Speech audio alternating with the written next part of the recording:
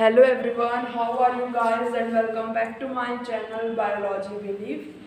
आज हम 3 marks question करेंगे। इससे पहले मैंने already MCQs and very short answer कर चुकी हूँ। आज हम लोग सिर्फ 3 मार्क्स क्वेश्चन करेंगे और फर्दर वीडियो में 5 मार्क्स के क्वेश्चंस करेंगे of the chapter 2 reproduction in flowering plants. तो आई होप गाइज आप सभी ने सारे वीडियोज अटेंड कर लिए होंगे और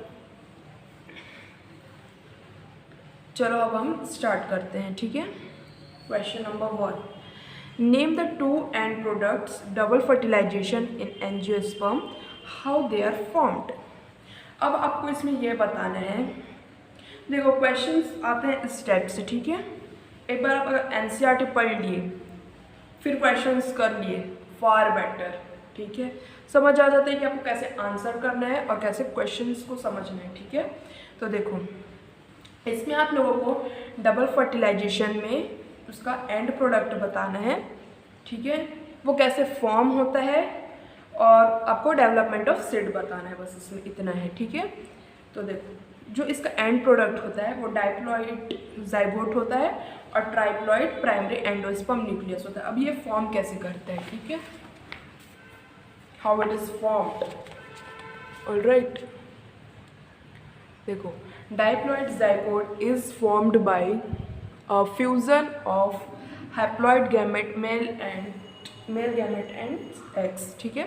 जो डाइप्लॉइड जाइगोट है वो 2 फ्यूजन्स होते हैं, ठीक है, हैप्लॉइड गैमेट्स का। Haploid gametes are what, male gamete होता है या एग होता है, दोनों हैप्लॉइड गैमेट्स, ठीक है। डाइप्लॉइड जाइगोट मीन्स, ठीक है, another male gamete and 2 polar nuclei of central nucleus fuses to form triploid primary endosperm nucleus. और इसको मैंने ऑलरेडी एक वीडियो में मैं ऑलरेडी कंप्लीट कर चुकी हूँ।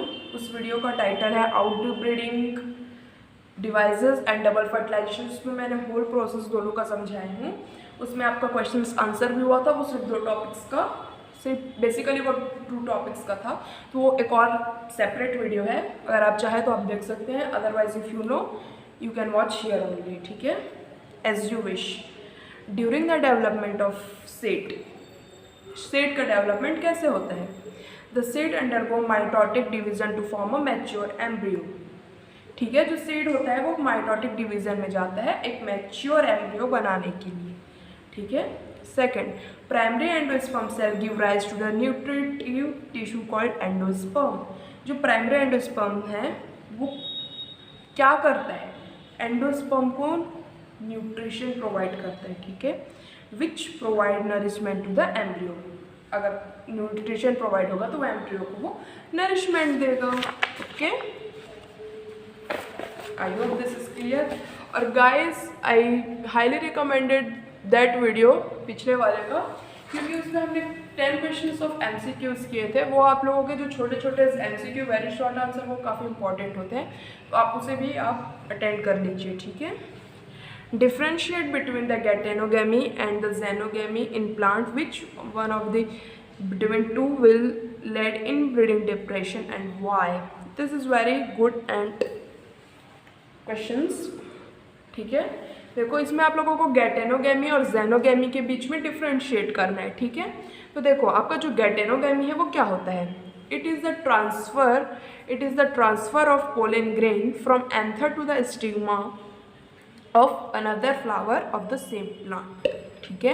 देखो ये जो होता है वो पोलन ग्रेन है जो anther to stigma another flower of the same plant, एक प्लांट से दूसरा प्लांट लेकिन सेम प्लांट में वो पोलन को ट्रांसफ़र करेगा, ठीक है।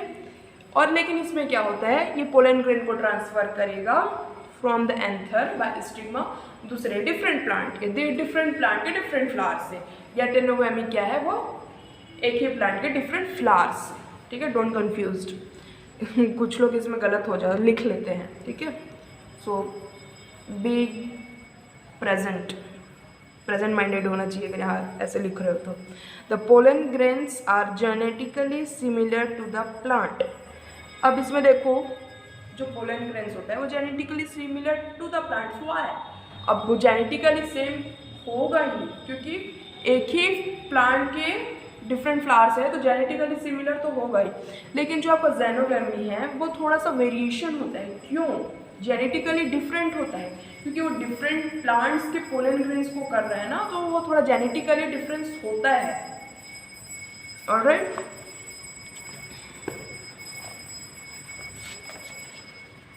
एंड देखो अब इन दोनों में से कौन इनब्रीडिंग डिप्रेशन देगा। आई नो आप लोगों को इनब्रीडिंग डिप्रेशन पता होगा, क्यों? अगर जिसने भी वो आउटब्रीडिंग डिवाइस पढ़ा होगा या फिर वो वीडियो देखा होगा, if you know that you know what is the inbreeding depression. Inbreeding depression इससे होता है जैसे कि कुछ भी चीज़ सेल्फ से, ठीक है, सेल्फ, अब बोलो तो देखो गैटेनोगैमी जेनोगैमी में कौन सिमिलर है, आपको थोड़ा दिमाग लगाना होगा। क्यों? क्योंकि गैटेनोगैमी एक ही प्लांट के डिफरेंट फ्लावर को दे रहे हैं, तो जेनेटिकली सेम है, लेकिन वो सेल्फ ब्रीडिंग हो रहा है ना। लेकिन जो आपका जेनोगैमी है वो डिफरेंट प्लांट है, वेरिएशन दे रहा है, तो वो प्लांट्स वो डिफरेंट है।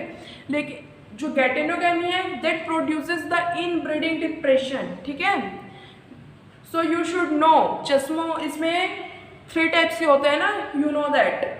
तो इसमें आप लोगों को पता होना चाहिए कि कौन इनब्रीडिंग डिप्रेशन देता है, कौन इनब्रीडिंग या क्रॉस पॉलिनेशन करता है। Your cross pollination is always your xenogamy and geitonogamy is not, that is because of different flower of the same plants. तो जो गैटेनोगैमी है that causes the inbreeding depression. I hope guys आपको ये समझ में आ गया होगा। So that the geitonogamy will lead inbreeding depression because of the pollen grain are genetically similar, resulting into the inbreeding. Continuous inbreeding reduces fertility. अगर continuous होते रहा geitonogamy का, तो वो क्या होगा, फर्टिलिटी को डिक्रीज करेगा। और इसका इलाज क्या है, ठीक है, आउटब्रीडिंग डिवाइसेस, ठीक है, उसमें हम लोग क्या करते हैं, इमास्कुलेशन करते हैं, यही वगैरह वगैरह, ठीक है। That's all we will do in the next video. If you know, far better. Describe the endosperm development in coconut. जो एंडोस्पर्म है वो कैसे कोकोनट में डेवलप करता है, ठीक है। तो coconut endosperm form in the nuclear type, the primary nucleus undergoes nuclear division without cell wall formations, ठीक है। जो कोकोनट का एंडोस्पर्म है वो न्यूक्लियर टाइप से होता है, ठीक है। प्राइमरी न्यूक्लियस, जो प्राइमरी न्यूक्लियस है वो न्यूक्लियर डिवीजन में जाएगा बिना सेल वॉल के फॉर्मेशंस के। अब सेकंड क्वेश्चन है, why is tender coconut considered as a healthy source of nutrition.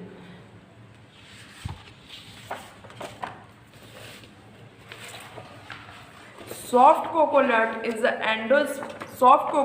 the endosperm. It is enriched in like a fats, protein, carbohydrate, minerals, vitamins. Hence, it is considered as a healthy source of nutrition. ठीक है।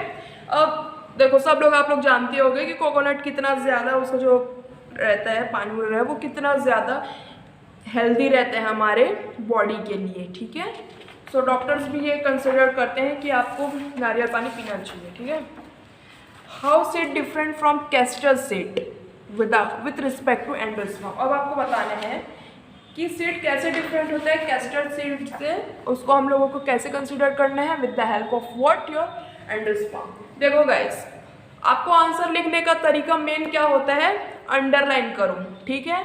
Either आप लोग जो MCQs कर रहे हो ना उसमें भी अंडरलाइन करो। क्यों? क्योंकि उसमें नॉट लिखा रहता है, नॉट ट्रू लिखा रहता है, तो कुछ टाइम कंफ्यूज हो जाता है। तो you have to do underline whatever written in the questions which is more important, क्योंकि इधर उधर नहीं होना चाहिए, आपको प्रॉपर लिखना आना चाहिए answer, to the point. They don't want mash up, mug up, anything else. Alright, The seeds of pea or non-endospermic, which castor seed are endospermic, ठीक है। जो सीड पी होता है, जैसे सीड पी का है वो नॉन एंडोस्पर्मिक है, लेकिन जो कैस्टर सीड है वो एंडोस्पर्मिक है। And the endospermic P seed is consumed completely during embryo development, ठीक है। ये पूरा उसका जो एंडोस्पर्म है वो कंज्यूम हो जाता है जब एम्ब्रियो डेवलपमेंट होता है, बट कैस्टर में ऐसा नहीं होता, ठीक है। I hope this is clear to you all guys. आप लोगों को, आई होप आप लोग, मैं जो पढ़ा रही हूँ आप लोगों को क्लियर हो रहा होगा, ठीक है। Differentiate between parthenocarpic and parthenogenesis. ठीक है, पार्थेनोकार्पिक क्या होता है, पार्थेनोजेनेसिस क्या होता है। The production of development of seedless fruit without pollinations and fertilization. ठीक है, जो पार्थेनोकार्पिक है वो सीडलेस फ्रूट होता है, बिना पॉलिनेशन या बिना फर्टिलाइजेशन के हो जाता है। लेकिन जो आपका पार्थेनोजेनेसिस है ये the development of unfertilized egg into a complete individual without fertilization। अब देखो इसमें डिफरेंस क्या है कि ये अनफर्टिलाइज्ड एग से हो जाता है, ठीक है, कंप्लीट बिना complete into a individual without fertilization. ठीक है, लेकिन ये अनफर्टिलाइजेशन एग से हो जाता है कंप्लीट। ठीक है, ये सिर्फ प्लांट्स में होता है, ये एनिमल्स में भी होता है। इसका एग्जाम्पल है banana, pineapple, guava, grapes, apple, tomato, papaya. इसका एग्जाम्पल्स है plants such as Solanum, nigrum, Nicotiana, Datura, Oenothera. You should know, आप लोग इसका मेरे को नाम बताओगे, ठीक है, जो लोकल नेम होता है। ठीक है, आई होप गाइज इतना आपको क्लियर हो गया होगा। So keep study, be happy, thanks for watching and be continued for the 5 marks questions. Again thank you guys.